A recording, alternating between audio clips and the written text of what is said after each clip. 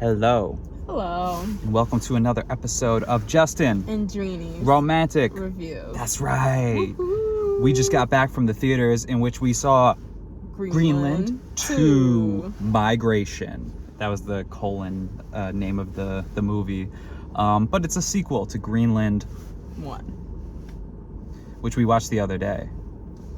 I forget what streaming services it's on, but we watched it recently in preparation for this movie. HBO. Yeah, which follows the Garrity family. That's John Garrity, who's Gerard Butler, Allison Garrity. I forgot her name already. I forgot the actress's Was it name. Maureen? Yeah. Something like that? Yeah, her name is Moore, last name Ian. Is it? And then the son, whose name is 3, 2, 1, Nathan! And they are, the movie starts with them already in the bunker. So do you want to do like a brief recap of the first movie, just so that we know like where we're at with this one? I thought we said we wouldn't do a recap. It's just like a quick minute or two Really, Justin? analysis of what happened in the first movie. We just spoke about it before the video that we would not do a recap, and now he's asking for a recap. I don't think you can start the explanation for this movie without at least catching people up to speed on what happened in the first movie. It will be. It will be. Trust me, it will be. Okay, you do the recap. Okay. In the first movie, there's comets plummeting into the planet, and they have to find a bunker. Boom. See? I told you that wouldn't take that long. Right. They find the bunker. You know. Oh, okay. Now it's done. Yeah, but the first movie is really like the world is ending, like a big world destruction, cataclysmic, post-apocalyptic event. I'll say the first one is more of a catastrophe movie. This one is more post-apocalypse because it focuses more on the world after the events of the comets crashing into the world and creating Clark. It was like the Crater Clark. Crater Clark. Or is that the comet's name? I think it was the comet from the first movie. Yeah. And the Clark Crater. That. And the son is super interested in astrology, so he takes a particular interest in this. Astronomy. Yes. And yeah, the first movie is mostly just about them surviving in the event of the chaos that ensues because of Comet Clark. You love disaster movies like this, though. I do. Yeah. I'd fear it in real life, but I love watching movies of it. Well, that's part of the entertainment of movies, is being able to witness a story without having to experience it firsthand, you know? Mm-hmm. So you're just along for the ride, which Yep. I felt like this movie was good at. Before we move on, what's your favorite like end of the world disaster movie? And also, what's your favorite like end of the world scenario? Like, what do you think would be maybe not ideal, but like funny or like... Justin. Yeah. Okay, No. you think about it. I'm gonna give mine while you think. Okay. Okay.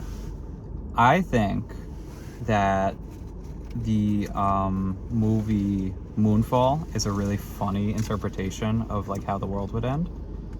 You probably think 2012 because that's like the most popular one, right? There's Yeah. 2012, San Andreas. Okay.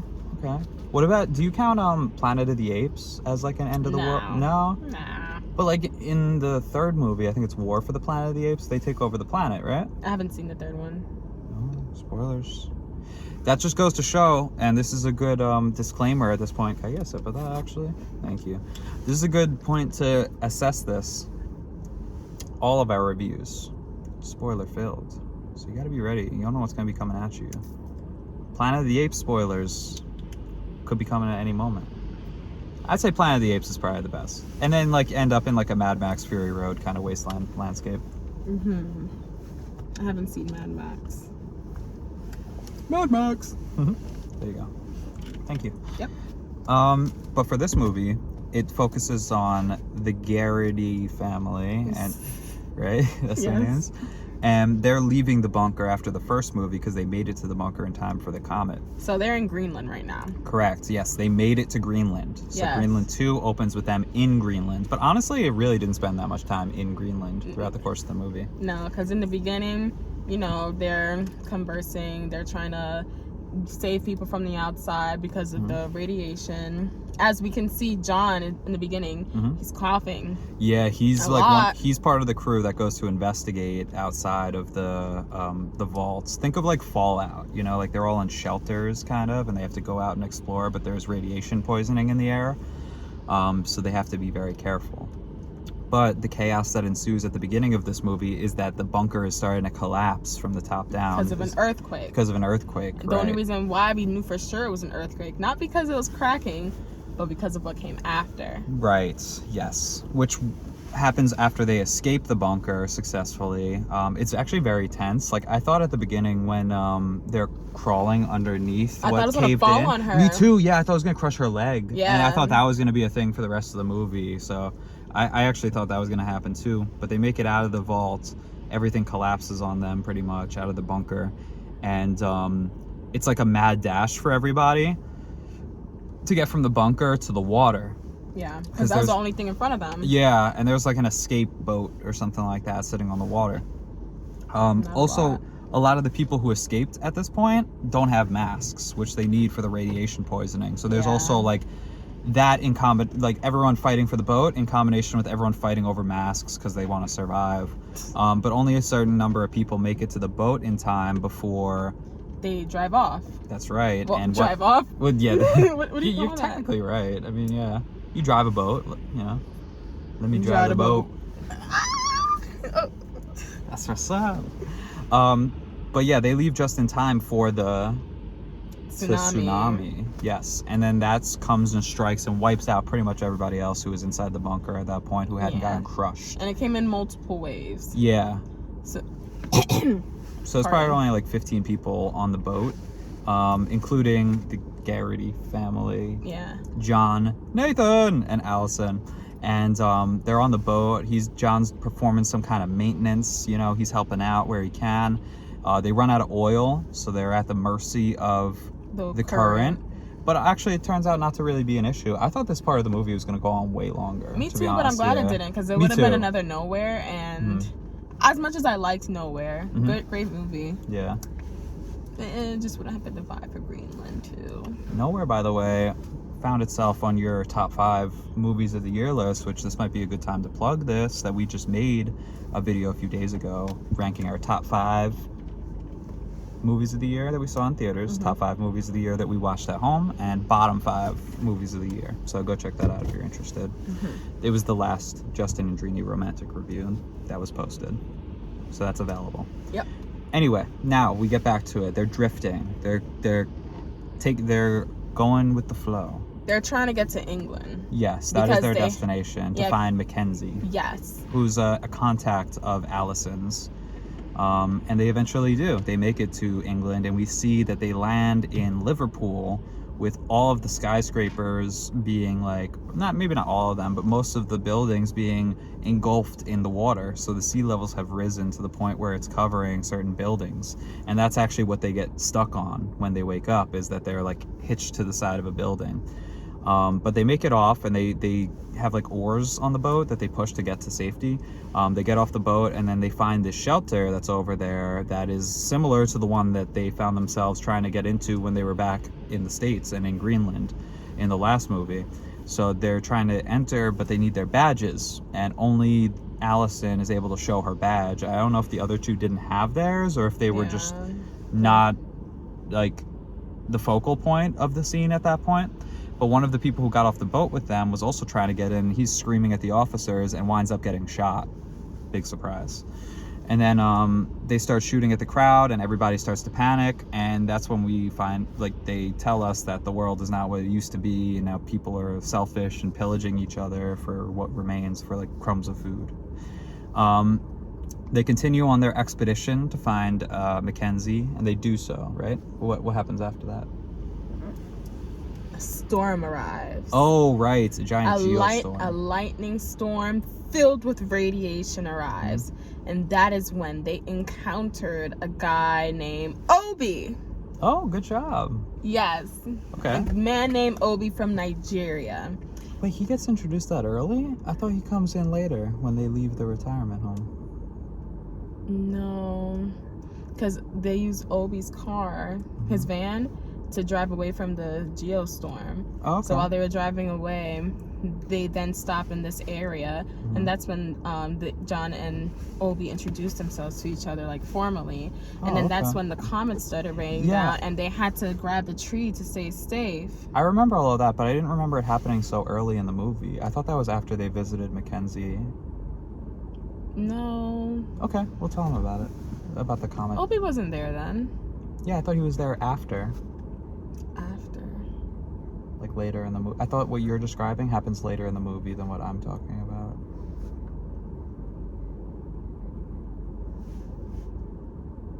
So they meet this guy Obi, and they take his truck over to... You still thinking? Because you might be right. Well... Because the girl wasn't with them. No, she wasn't. You know what girl I'm talking about? The one that they... From the boat, right? Yeah. Yeah. Well, we know what happened to her. I'm a little out of whack. That's okay. You're not whack. Not one bit. I didn't say that. Well, they find Mackenzie. Do you want me to explain this part and then we'll get to the Obi part? Because that happens after. Really? Okay, yeah. So they find Mackenzie, who they've been looking for over in England. And I think they go to London next after Liverpool. And that's where they're able to find her, and she's holed up in like a nurse, like a hospital kind of like resting place, where she's taking care of elderly people. And these elderly people are kind of like at the point where they don't even really remember the fact. Alzheimer's. Yeah, some of them have Alzheimer's or dementia, and they don't even like remember the fact that the comet hit, or like. Or they don't know. Yeah, or they're not like aware of the outside world or whatever. They might just think that they're in like a nursing home, and a lot of them lost their families during the destruction, which actually is kind of surprising to think that like old people survived the comet and are out in the wild. In the wild? Yeah. And they're just like they survived instead of their family. I don't know. It's just surprising because you'd think they'd have a harder time getting around, but maybe they're more resourceful from their years of knowledge. And they collect their necessities and everything they need to do, and they plan a mission. They're going to go to Crater Clark to get drinkable water. That is their objective. Because we also find out while they're at Mackenzie's that John is dying. That's right, yeah. He's coughing up the entire movie. Blood. He's coughing up a lung. And it's not until he's at Mackenzie's that he coughs up actual blood. Yeah. And he tells Allison he's only got 6 to 8 weeks, is what the doctor said, after the symptoms start showing. So, and that's built up from the radiation poisoning that he had from investigating the surface. Mm-hmm. So he was like, "This is not where he wants to die. You Right. guys can have so much better. You guys can make it at the crater." That's right. So that becomes John's mission, is to get his family across the finish line. Mm-hmm. Now, I think, is when Obi gets introduced, right? Because they leave Mackenzie's. I forget where they go after that, though. But the guy Obi is introduced. He's a Nigerian man who came from there to England because he had dreams of England being his home. And now he's like conflicted about like wanting to go back, but like this is where he is now, basically. And he has to work with what he has and what he can do for other people. So he saves the Garrity family, along with, I think the girl is still with them at that point. There's a woman who's still with them from the boat, who kind of like tags along with the family for the remainder of the movie. The girl with the glasses, right? No, I know what you're talking about. I just don't remember the timeline of this movie. Mm-hmm. Well, I do know after this they go to a separate crater, right? So we'll talk about the thing with Obi first. So when they're there in the forest with Obi, they get out of the car for a minute and they take a quick break. And then John and Nathan see like a comet, not a comet, but like a meteor shower on the horizon. And John yells for everyone to take cover. Obi runs to his car because he might think that that's the most safe place, but also that's where all of his belongings are. And the car gets completely obliterated.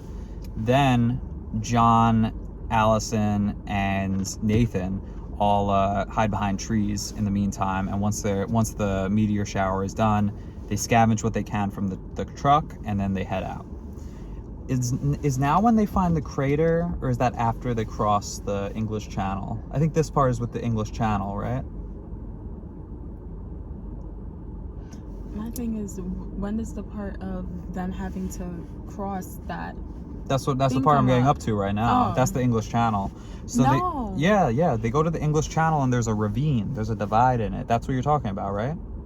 That wasn't the English Channel. Yes, it was. The English Channel is when they arrived and it was a bunch of dirt, and then they kept going, and then they couldn't go anymore because it was like cracked. Yeah, isn't that that's what I just said. That's what we're talking about right now, right? Oh. So yeah, they get to the English Channel. It's all dried up, and then they see a pile up of cars, and they go over to the cars, and they're like, all right, what is everyone here for?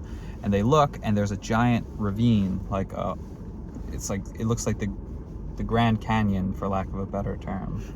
Not that grand. No, it's not that grand. It's just a giant gap, basically, in between the land masses, with a crater not a crater, but like a big old crack. Yeah, it's a big. Can't walk It's across. a crack in the Earth's surface with a giant drop.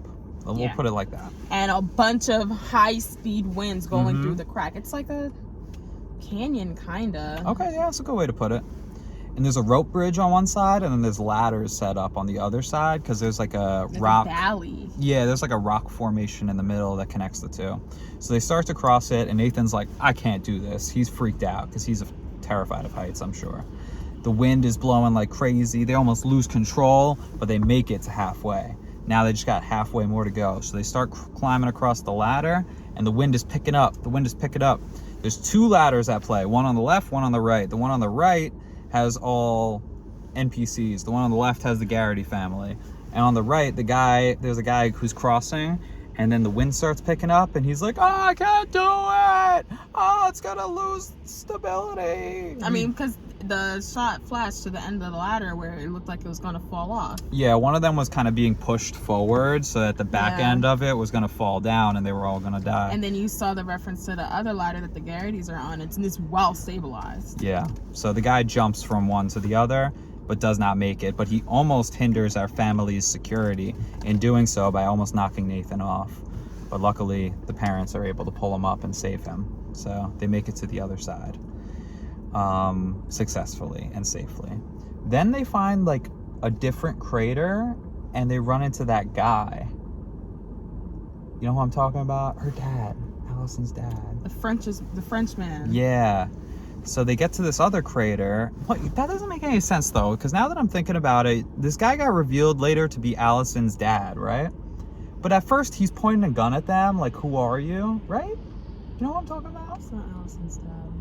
Who's the guy who's pointing the gun at them at the crater? It was a Frenchman. Okay, and he brings them back to his house, right? Yeah. Introduces them to his family. Yeah. And then when they leave, she goes, bye, Dad. Yeah. So that's her dad. Her name's Allison? Yes, her name's Allison. Oh. Yeah, the mom. No! Wait, so the girl He's that not was the with mom. them. The girl. Oh, so it's the girl that was with them. Yes. Her father. Okay, that makes a lot more sense now. So the person that they brought along from the boat, they decide that they're going to go to France to meet that person's father because they think that he can help them. They get to like this crater site that's not from Comic Clark, and there's a guy who's about to shoot them. No. What? You tell it then. You tell him how it is. No, the crater that they want to go to is the one Clark. at Clark. Yeah, but this happens before that because they arrive at a crater and there's a guy who's about to shoot them. Yes. So tell them what happens. You just did. You said no. You went no. No. See, throwing me off, man. Make me question reality. So they're gifted a car, and then they're driving the car. Why don't you recap it, huh? Since you know so well. No, like I'm listening to you and you sound right, but then I feel like we're just missing some stuff. I don't know. Continue. She's always doing this. No, I'm not. This is Yes. the first time this is happening in a video. In a video. In one of our movie reviews. What, that we're misremembering details? Yeah, for a movie. To be fair, there's a lot going on in the theater when we were doing this. Don't mention that. Okay. There was some obnoxious people in the theater, that's all I'll say. And stealth understanding struck. Gosh. But anyway, they get to the person, they give him a car, whatever. We meet this guy and his wife can no longer talk because the radiation has done its damage on her respiratory system. So that was what's gonna happen to John. Right, in the future. So you were like, that's foreshadowing, because that's what's gonna happen to him in the end. And meanwhile, Nathan starts to connect with their daughter because they're around like the same age, and he's teaching her about like the planets and stuff like that. So he has this like quilt or whatever, this like blanket that they go underneath, and he's showing her about the constellations and everything. So they have like a nice night, I'll say, like a relaxing night considering what they've been through throughout this movie. Then the next day they decide to leave. They take a car, and I think the father provides them with a car, and they're gonna drive to Comet Site Clark or whatever. On the way, however, and this came out of nowhere. They were sitting in the car and they're like, remember, Nathan, how you used to love to play games when you were a kid? You used to love I Spy and stuff. Why don't we play I Spy? And Nathan's like, I don't want to. And then the rest of them are like, we'll play anyway. And then the girl whose father they just visited is sitting in the back right seat, and like she's like, all right, I want to play I Spy. And before she could finish, she gets shot. She got shot. I feel like that happens before they even meet the Frenchman. Then why would he say goodbye, Dad? Then tell me whose dad that is. That's what I don't understand. That can't be Allison's dad then. Justin. We're revealed that that's someone's dad. When we started the movie, not the beginning, but like after the beginning, the afternoon, we'll say. Okay, after the beginning. There is John. Yeah. There is the mom. Allison. There's the son. Nathan. And then there's a woman. Nathan. There's a woman there. Yes, the woman. She's the one that gets shot when sitting in the car. So why would that happen before they visit her dad? Whose dad? Her dad. Why are you yelling? No. She's yelling at me. See this? Don't even do that. Tell me what you're thinking. They're not visiting her dad. She's the one that came up with the idea of going to the crater because she believed that, time has passed, the ocean passing over there and all that nutrients and the soil and whatnot, that there would be new life there and people would want to go there. And she had the right idea, but she died before she could even get there. When they met the Frenchman who was trying to shoot them and was pretending to do the fake accent but actually understood them the whole time, they went with him and then got introduced to his family. His wife, his wife and his daughter. So you're saying the Frenchman wasn't her dad? Yes, that's correct. The Frenchman was not her dad. Then when they left, why'd they say, bye, thank you, Dad? That's a completely different woman. I don't know which woman you're talking about then. Guys, there was two women. One in the beginning, she got shot in the car.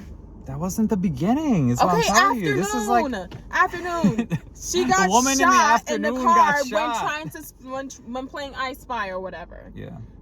The woman you're talking about now is the Frenchman's daughter. She makes it in the end. Oh, okay. Okay, so she goes with them. Okay. What happens after that? I don't know. You don't know? What do you mean you don't know? Yeah, neither of us know. We don't know. Wait. They go on a mission to find Junpei. Is that his name? So, we'll say Junpei, okay? Sure. It begins with a J. To find Junpei, the man who is childhood friends with that girl's father, okay? So then they go to the site because they're supposed to be having buses that go straight to the crater, not equator, the crater. And then he's talking to the military guy and he's like, oh, you want to see Junpei? Look over there. That man's dead, okay? Like, he's laying there, he has blood on the blanket and whatnot. They're out of luck. So he starts convincing the military man. He's like, come on, man, I promised my family I'd take them to the crater. So then eventually the military man gives in and puts them on a bus heading to the crater. It's actually funny because that's the strategy I do too when I'm outside like the amusement park. I'm like, yo, I told my family I'd bring them here today. I know I don't have a ticket, but like, just let me in. What? It works every time. When have you done that? You seen it? What? So yes, now they're on their way to the crater. They think they're safe, but mwahaha, they're not. Mwahaha. Okay, a few gunmen come and they start assaulting the vehicle. Gunshots, blah blah blah, everywhere. All right. So yeah, that's what that sounds like. So then, the military men, they get out the vehicle. They're shooting back. They get wiped out. So then the gunmen, they're coming inside the van. They're like, everybody get out. This is our van now. Like, y'all gotta go. And what, did they shoot the bus driver? I'm not too sure. That doesn't even matter right now.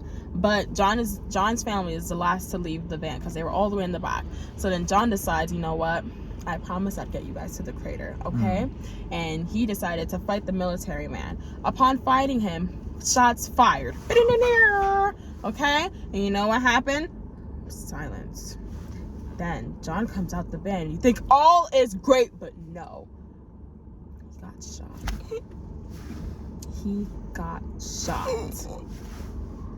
He got shot.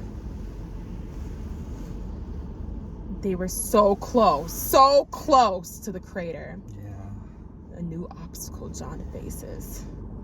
Not only is he already dying of radiation, but now loss of blood. What will happen? It's getting intense. What will happen? What will happen? They get back in the van and they're driving. They need help. John needs medicine. They go. That reminds me, the insulin never happened in this movie. Yeah. We really thought that was going to happen because the whole first movie, there's like 3 or 4 times where Nathan needs his insulin and they can't find it or they can't get it. Yeah. And she mentions it at the beginning and we were like, oh, that's going to be a thing again. And But it did not come wasn't. up this time, surprisingly. Good. It would have been annoying if they did. Yeah, I know. I would have been. Well, that's also because we just watched the first movie like a few days ago. Like if a few years went by, I probably wouldn't have even noticed. But yeah, I am glad they didn't resort to that again because I would have been like, oh, this is so lazy. Like It's almost like, oh my god, we just watched this franchise and every single time it's just the two same people fighting. Avatar? You don't say. I didn't mean to come at it like that, but you were. It reminded me of what you said. Do you know the other guy's name, by the way? I know you know Jake Sully. Everyone knows Jake Sully. Yeah, what's his real name? The Colonel. No, what's his real name or his like Na'vi name? I don't know. She don't know. Biggest Avatar fan right here. I didn't say that. I like the movie. His name's like Quarine or something. It's like Quorum. I don't know. Who cares? Quorum. I bet you he lived in that last movie too. Probably. Not that you. They have an ongoing saw. fight. Do you think in the next one they're gonna turn Jake Sully into a human?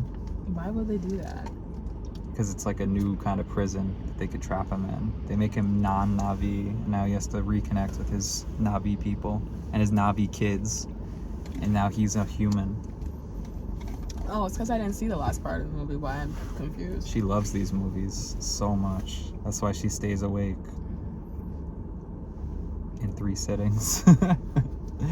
Listen, if a movie is longer than an hour and 30 minutes in the theater... Yeah, we found your cutoff. That is truly your cutoff. I think there's only 2 movies that you outlasted that, like last year. One of them was One Battle After Another, but that movie was so interesting. It was good. Weapons too, right? You stayed up through I think so. Yeah, so interesting movies, I guess. Or what you stay awake through, not like Avatar.